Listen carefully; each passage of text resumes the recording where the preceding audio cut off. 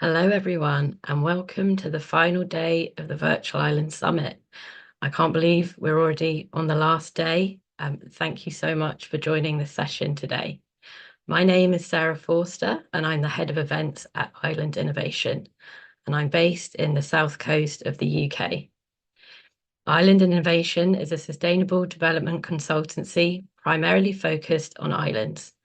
Our services include island development strategies, impact program design and coordination, capacity building, events, strategic communications, and government affairs. We're trusted by clients around the globe, and if you're interested in learning more about our work, please reach out to us using the contact information available in the chat. I'm very happy to be presenting this session today, titled Voices from the Mediterranean, the Observatory for Small Italian Islands, an interview with Francesca Battiselli. In this session, we will discover the unique challenges and opportunities facing the small islands of Italy through the lens of the Observatory for Small Italian Islands. Before we begin, you should see a poll appear now on your screen. So please fill out the poll and let us know where you're connecting from, your gender, and the sector and industry that you belong to. I also invite you to please make use of the chat function to introduce yourself and let us know where you're joining from and make any comments that you have during the session. Please make sure that you use the Q&A function for any questions you may have, and we'll do our very best to try and address as many as soon as possible during the session. Just wait a second for everyone to fill out the poll. I'll just run through the chat and see where people are joining from. We have Jamaica, Lincoln in England. We have Vanuatu in the Pacific, Aberdeen in Scotland, the Azores, Trinidad and Tobago, Maine Island in the US. Amazing. Lots of people from all over the globe. Okay, the results of the poll are in. We have 64% male attending, 36 female. Large contingent from North America have joined us, Europe, then the Caribbean, followed by South and Central America and the Pacific. A lot of people from NGOs and the private sector, and lots of people from environmental services and energy and tourism as well. Amazing. Well, thank you very much for filling out the poll. So now it's my pleasure to hand you over to the moderator of the session, my colleague Christian Zanchino. Christian, over to you. Thank you so much, Sarah, for that introduction, and welcome everyone. It's so nice to see people from around the globe tune in for our sessions. We are delighted. And today, on the last day of the Virtual Island Summit, we have the pleasure to introduce you to an observatory that some of you may have heard, but some of you, it's going to be your first time. It's the Observatory for Small Italian Islands. And they focus on sustainability and how all of these islands are working together to make their places more sustainable.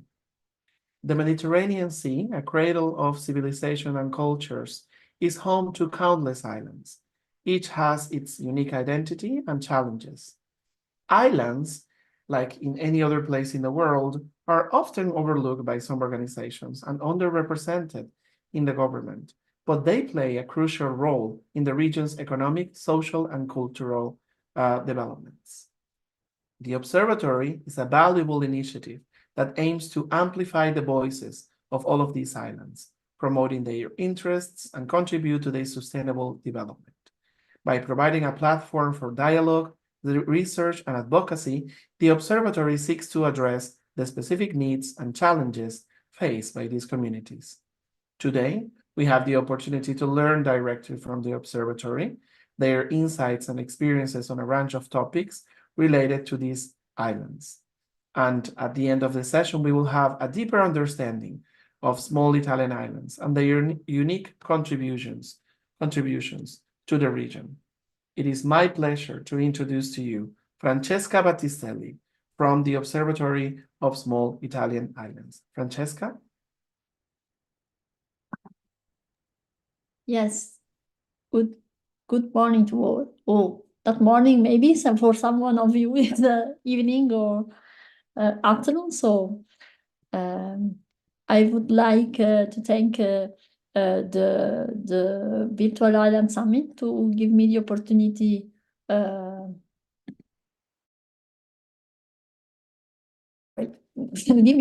to present our work and the observatory of the observatory. That's dealing with the. I will share my presentation.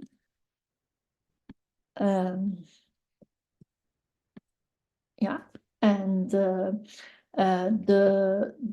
Sustainable Island Observatory is a project started in 2018, and it starts from the belief that the islands are very vulnerable to climate change and to the environmental issue, but also the small island for their features could be the laboratory for social and technical innovation, as often they are small municipalities or small group of municipalities, and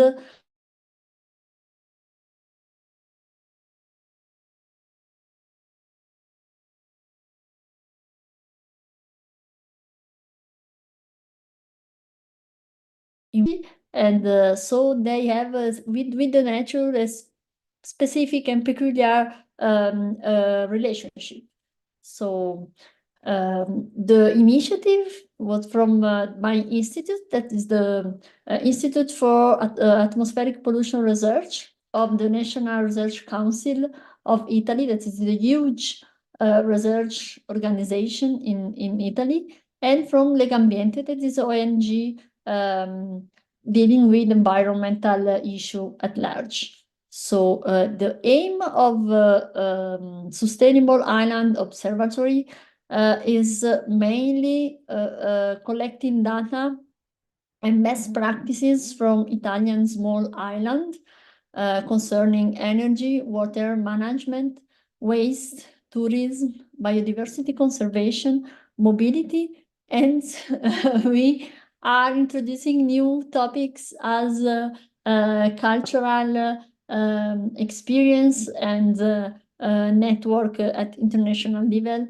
and specific project. So the reason of the observatory was to collect data, primarily because we think that if the policy are based on scientific data and viable data, it will be more efficient, and we can monitor them and their success. Unfortunately, this is a very difficult task because the municipality of the island are small municipalities. They have no many people working on, and it's difficult for them to collect data about the sector that we address. And we have, of course, national official data, but it's difficult to find them as up to date and divided for municipalities. So there is a few data available, and it requires a lot of time and from us, but also from the people working on the municipalities. Nevertheless, we want to create a networking opportunity for small island, because as characteristic of the island, there is the fact that for the return of investment of small island are very low for companies, so it's difficult to invest in islands or to apply or to implement some policies. So if the islands are able to put them together, they can maybe obtain more attention and more also investment and money. Another point important for us is to put in connection the island with the relevant stakeholders, as the ministries of the European institution or European initiative as the Clean Energy for EU Island Secretariat. The observatory is also a framework for some specific projects carried out in specific small islands that will be sometime a test for also the replicability for in the other islands. Another aim of the observatory is to make aware people and the relevant stakeholders about the reality of Italian small islands. Because in Italy, the most talk about the Sicily and Sardinia, and the small islands are often not mentioned or forgotten. So the ultimate aim of the observatory is the sustainability of the island. So the aim is to provide to the policymakers some data and some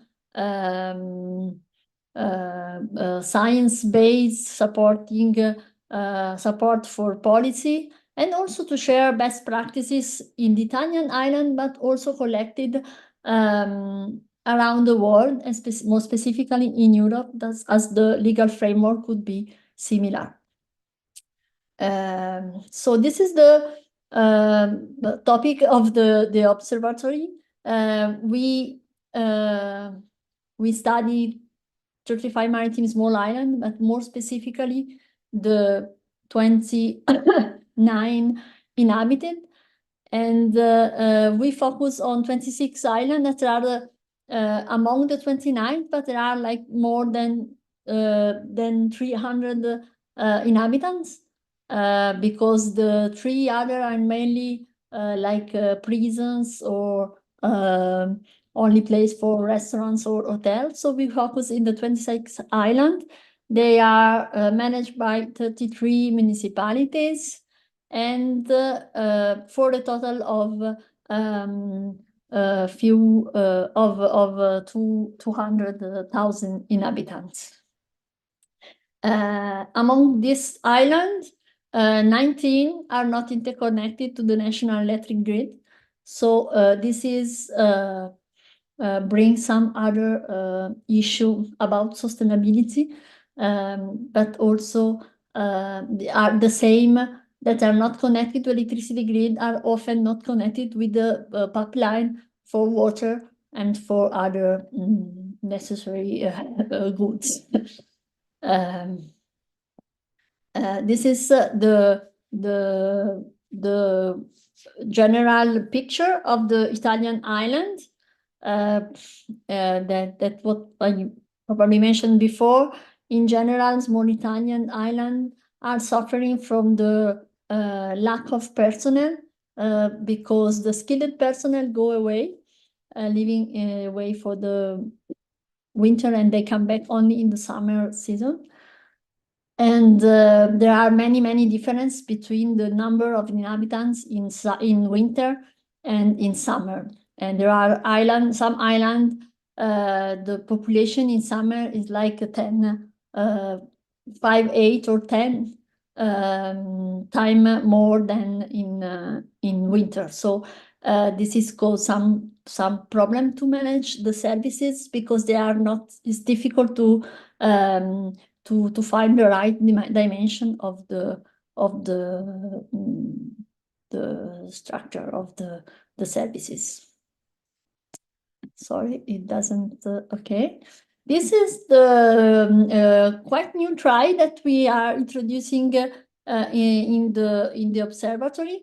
The observatory each year edit a report with the data about island, and the The last two reports are presenting, let's say, a trial, a tentative index of sustainability performance. The island are not so many virtues, let's say, but the good news is that they are improving their performance, and we are hoping that it could be improved also because there are a specific program from the Italian government that provide about 200 million only for the small island to improve their sustainability and address issues as the scarcity of water, the production of electricity from renewable energy sources, and the mobility and the waste management. So this is at large what we are doing. If you have a question, please ask me what you are curious about. Thank you.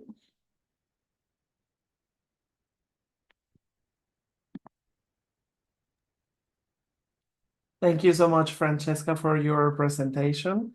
And now let's open the floor for questions. So to our esteemed audience, I would like to remind you, please use the Q&A box on the lower left of your Zoom app, and you may add any questions that you would have for Francesca. But I have a few questions for you while we wait for questions from our audience. And my first question would be, how is the collaboration between the observatory, the local communities, and the government agencies? Because they are, and the international organizations. We have 4 individual factors in place: the local communities, government agencies, international organizations, and your observatory. Are they all good? Are you all aligned? Do you wish to have more collaboration from certain factors? Okay, I will start from the local, the locals. The people is more about curiosity about what we are doing. Our communication is not specifically addressed to the people, but we try to present the report locally on the island. So we organize events in different islands. The next, for example, the next year will be in Procida. So they can maybe have an exchange with us more than before. But the local is not only the people, but also the administration. So this is more difficult because we ask them to make some work more because we ask them for data on these topics. In general, it's change year after year. If a municipality have best practices of a project to promote, they are happy to share. If there is no new, it's more difficult to get the data. Let's say that's each year different island have a different behavior, so it's difficult to find a role. We collaborate with many other island networks, for example, the ESIN or the Daphne in Greece, or the Island Movement in Croatia, or SMILO in France and the Mediterranean. Also mainly to collect the best practices they have and to share with our island. So they are generally happy because they work on the same topic with us. And we promote our report also at the European level, for example, with the Clean Energy for the EU Island Secretariat, or for some project acting as umbrella. For example, it was NESOI in the past year, and so that. Yes, it's mainly we are outside the Europe. We are not huge relationship or huge network, but it's only about best practices that we find and we can invite to present in the report or during the event. Thank you so much for that. And good that you mentioned the forums that you have made on the Italian islands. I recall that this year, the Clean Energy for EU Islands Forum was in Pantelleria. So it showcased one small Italian island. Our CEO, James Elsmore, was there as well as a panelist. And he's very fond. He told me that the island is beautiful. And but islands have, and small islands specifically have, some challenges. One of them is internet connectivity. Are there any plans that you know of the government, or perhaps the observatory can suggest to the government, the local governments, to improve internet connection in small Italian islands? Yes, there is a specific program to connect the island with the faster line as possible. They start work this year. There are many projects, in fact, they are funded from the European funds. There is some difficulty to base the cable, because they are submarine cables, so it was not so easy. They start with Capraia, that is the northern Tyrrhenian Sea. It's easier for the closest island, as the Procida or Ischia and Capri. There is a plan, and they are working on.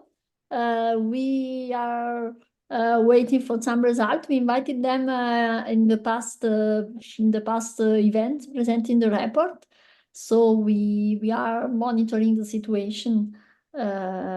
Yes, we believe that the connection is a very crucial infrastructure for the island, because it will allow to probably some people to stay more in the island to work, also so during the winter season, and also to manage better the electricity supply and the water supply, and to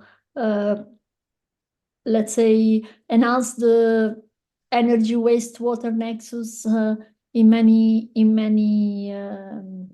way. So we are monitoring this. Yes, the answer is yes. Thank you so much. And yeah, very important, especially because we would open to a new target, which are remote workers and digital nomads. And, if you want to escape your current living city because it's super busy and annoying, you can go to a small island for a few weeks, work from there, and you are also contributing to the economic development of said island. So that's very important. We have some questions coming in from our audience. The first question here is from Renato Costa. Francesca, collecting data is a general problem in small island regions, also in other parts of the world. Are there enough human resources and financial support to do this data collection? No, that's in fact the problem is the human resources. They in some way they have some data, because they have to provide them to the general statistics system, or some providers have data. But of course, the human resources to do that are few in the island, and we can support them. Sometimes we physically go to the island and look for the data together with them. But yes, the human resources is of course the main issue to collect data. Yeah, there are no. There's a scarcity of human resources, so Yeah, I would recommend to everyone. And in the small municipality in general, if you go to a small municipality in the mountain, it's the same. And this is why it's so important to keep up the collaboration between other agencies, right? Because you share resources, and one of them is a human resource that you share. So sometimes you don't have enough people on your organization, but another organization can provide some individuals for some time. And this is why it's important that islands around the globe stay connected, no matter the region, because you can all help each other in the same goal, which is keeping sustainability in islands. We have another question from Christian Patrick. Some of these small Italian islands have considered airborne wind energy as renewable technology. Do you think that especially the southern islands that have good wind conditions, perhaps they don't have enough space to store this technology, but there are some strong winds in the south? Has the government or the agency explored this as an opportunity to generate electricity? As I know today, there is Lampedusa Island that is studying this kind of sources. We are also, I know that there are also some research projects on floating wind energy.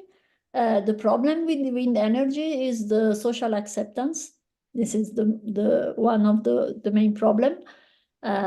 I don't know why the people in Italy accept the electricity tower, but not the turbine. It is very, very difficult to me to understand, but that's it. And another problem is that all small islands in Italy are inside to the protected area. So there are many constraints to place even a solar panel, so you can imagine the wind turbine. And also, the Italian research is dealing with the small wind turbine, but for the moment they are still too noises for the moment to be applied in small island. There's also a problem in Sicily and in the Tyrrhenian Sea about the birds that are traveling between north and south. We are just in the middle, so there is some issue to fix, but I think that especially for floating turbine, it will be the future. Exactly, and thank you for mentioning that, because sometimes we see people focusing just on the negative side, and there are some other things to consider. Some of these islands are routes for these endangered species of birds to migrate during the change of seasons. So having, a wind turbine there can be good for producing electricity, but bad for these birds, right? So it's like you have to deal with one problem first and then address the other. So it's always very important to get all of the facts and know that, yes, there are plans, but sometimes they are difficult. We also have that cultural resistance that you mentioned, right? So it's always something to consider. Thank you for that. Yeah. Justin asks if the production of clean drinking water a challenge on these islands, or do you use, for example, desalination plants? How is the access of clean water in islands? Okay, the situation is very bad at the moment. There are only 4 islands that have desalination plants, and there are desalination plants that they are not using the renewable sources to so they are consuming a lot of fuels, fossil fuel. There are some islands, the closer one, are connected to the mainland for the water, but for the other, there are like boats that bring the water on the island. So there is like a 3 times expensive because of transportation, because of fossil fuel use, because of water in itself. with the Green Island funds, there are building desalination plant quite everywhere in the small island. The problem with water is remaining the network loss. In Italy, we lost at least 40% of water. So we have. I think that we should fix this before to think how product the water, bring the water in the island. We should think on how we can keep the water we have already in the island and to use it. Thank you so much, Francesca. All right, thank you everyone for participating with some questions. Now, Francesca, if you would like to give us some closing remarks about the observatory and its work. Yeah, Jordi, only to invite to check our website, that is isolesostenibili.it, and you can find the reports. The last one is not in English. I'm sorry, we are fixing it. But the past one, you can find it in English as well. And well, that's it, more or less. The next event is in Procida, but we will communicate this from the website. So I have still not the day, the exact day. It's probably the next spring. So thank you very much. Looking forward to that. Thank you so much. And we heard what the observatory is doing. We heard about the lack of resources for one and the lack of human resources. I think that's the major takeaway. There are some initiatives being made towards renewable energy. But we also heard there's always that cultural resistance and also other factors to key in and consider. These are protected islands, so it is something completely different than any normal region where you can just get a permit and do things there. You will have to go through different ministries to get things done. And this is always a problem to consider in some of these islands. So it's always important to check all of the facts. Thank you for your intervention, Francesca. Thank you to the observatory. Let's continue to support the observatory, their perspectives, and let's all ensure a brighter future for all of the island communities worldwide. Now, before we go, I would like to thank you again, Francesca, and all of our attendees from different parts of the globe. And I'm going to hand over to my colleague, Sarah, for the closing. Thank you, Christian, and thank you very much, Francesca, for a really insightful and informative conversation. That was really excellent. So before we go, for any of you who might have missed it, we announced some very exciting news this week. The Island Innovation is partnering with the government of St. Kitts and Nevis to host the second Global Sustainable Island Summit. The summit's going to be held next year from the 27th to the 29th of May, and will gather professionals, researchers, policymakers, and industry leaders to address pressing challenges confronting island communities. And we'll have a special focus on the topics of water sustainability and the energy nexus, agricultural resilience and climate adaptation, and climate health interactions and geothermal energy. All attendees of the Virtual Island Summit can get an additional discount on the early bird ticket using the coupon VIS 2024. So we'll pop some more information about that in the chat now. So be sure to check that out. And with that, our next session is one you won't want to miss. It's going to take place in just under an hour, and that's a fireside chat with the Prime Minister of the Government of Grenada and Chair of CARICOM, the Honourable Decon Mitchell. So yeah, We'll put some details on that in the chat as well. But as I say, that takes place in just under an hour.